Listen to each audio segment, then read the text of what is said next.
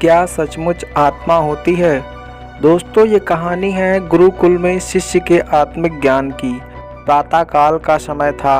गुरुकुल में हर दिन की भांति गुरुजी अपने शिष्यों को शिक्षा दे रहे थे। आज का विषय था आत्मा।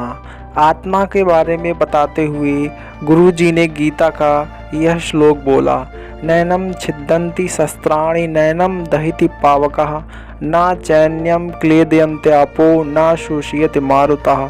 अर्थात आत्मा को न शास्त्र छेद कर सकता है, न अग्नि जला सकती है, न जल उसे गला सकता है और न हवा उसे सुखा सकती है। इस आत्मा का कभी भी विनाश नहीं हो सकता, यह अविनाशकारी है।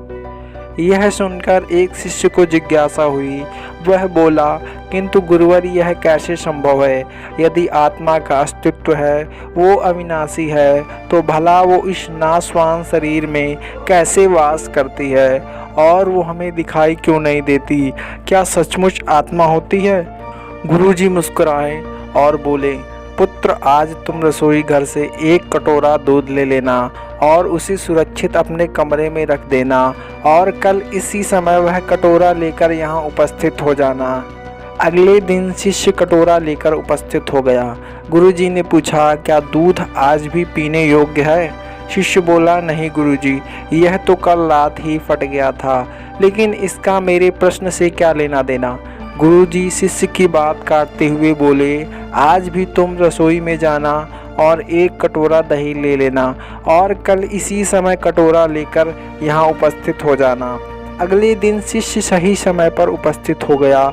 गुरुजी ने पूछा, क्या दही आज भी उपभोग हेतु ठीक है? शिष्य बोला, जी हाँ गुरुजी, यह अभी ठीक है। अच्छा ठीक है, कल तुम फिर इसे लेकर यहाँ आना, गुरुजी ने आदेश दिया।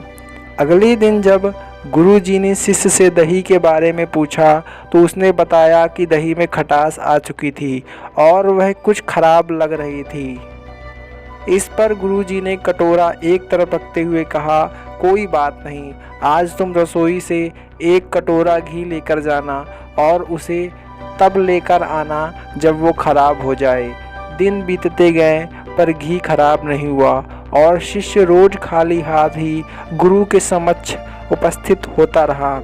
फिर एक दिन शिष्य से रहा नहीं गया और उसने पूछ ही लिया, गुरुवर, मैंने बहुत दिनों पहले आपसे प्रश्न किया था कि आत्मा का अस्तित्व है, वो अविनाशी है, तो भला वो इस नाशवान शरीर में कैसे वास करती है और वह हमें दिखाई क्यों नहीं देती? क्या सचमुच आत्मा होती है? पर इसका उत्तर देने की बजाय आपने मुझे दूध दही घी में उलझा दिया। क्या आपके पास इसका कोई उत्तर नहीं? इस बार गुरुजी गंभीर होते हुए बोले, वत्स, मैं ये सब तुम्हारे प्रश्नों का उत्तर देने के लिए ही तो कर रहा था।